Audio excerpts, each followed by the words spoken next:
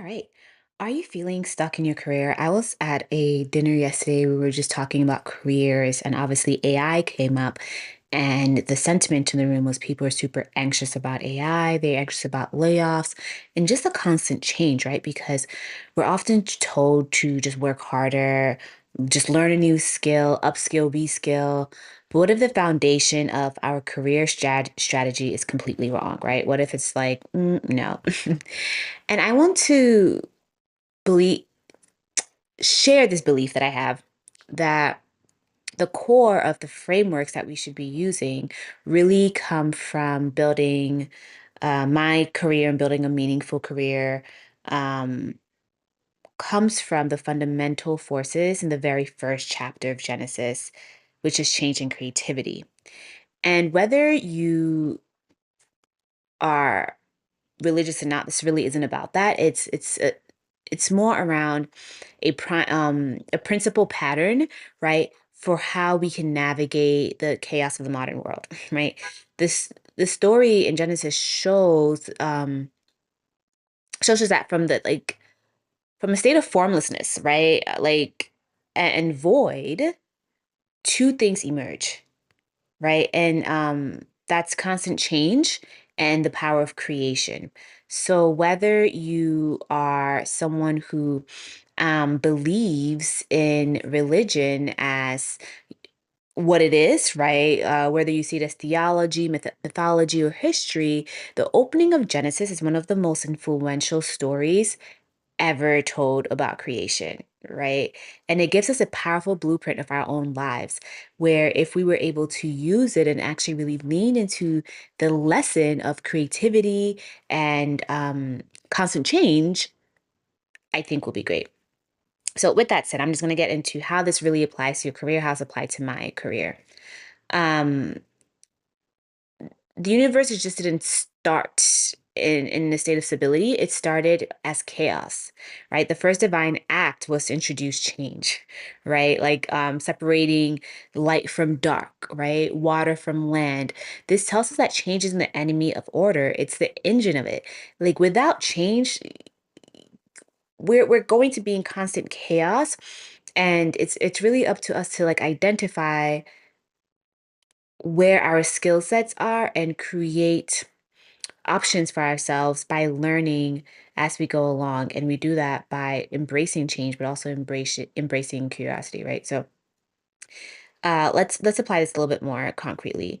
We're conditioned to seek stability, right? I know when I was starting out in my career, my first job outside of grad school was in local government. And even though I appreciated the job, I was just kind of like, if I stay in this job, I'm not learning as much as I feel like I could because a lot of the structures in government are very concrete and limited. One, two, I don't think I'm earning as much as I could. So I wanted to change. And everyone was just like, what do you mean? You have a good government job. You need to stay. And I was just like, I don't know if I buy that. Right.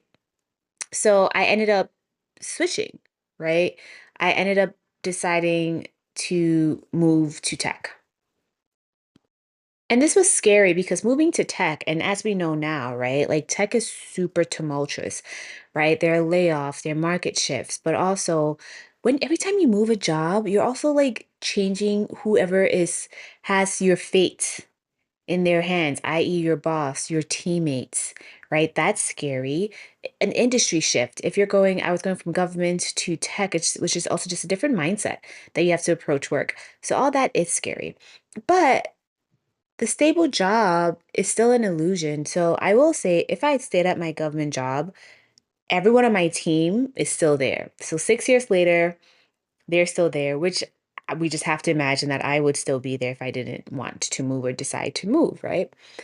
But that stability is not teaching as much as they possibly could. Like I get brought in all the time as a consultant because I've learned so many more skills, right? So stability is an illusion in terms of like what doors it opens for you and where you can go with your what's the word I'm looking for?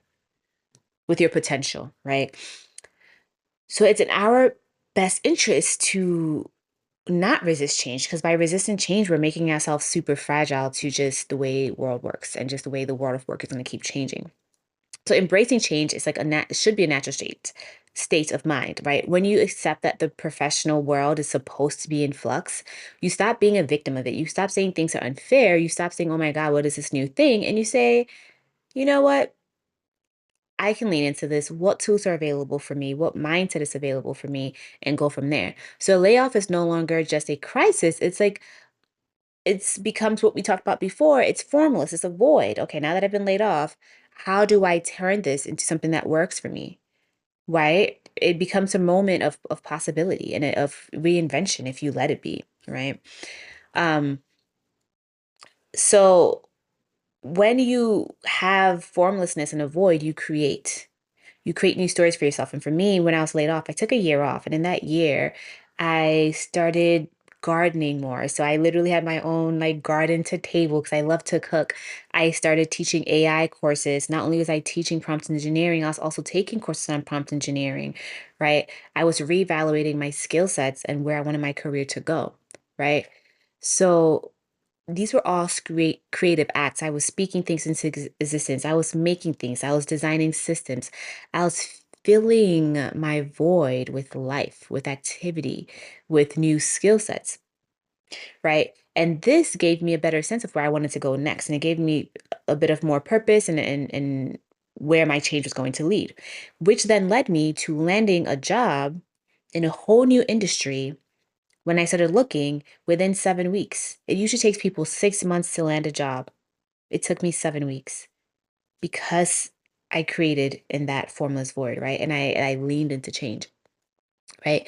So you are the creator of your own career. When you force or face, when you force yourself to, stand in one space and you don't face the change, right? You don't allow the chaos of change to really shape you. It becomes hard, right? So your job is not to find your next set of instructions. Your job is to create it, right?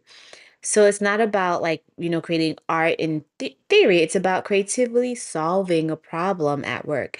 It's about building a new skill on your own. It's about starting a side project, or even just authoring a new story for yourself about who you are and what you're capable of, right? So if you think, oh, I'm not capable of pivoting, create a new narrative for yourself. Know that change is possible, right? So we're always going to go back to the ideas of change and creativity that'll move you forward, right? And again, when I was laid off, I entered into this like formless void period.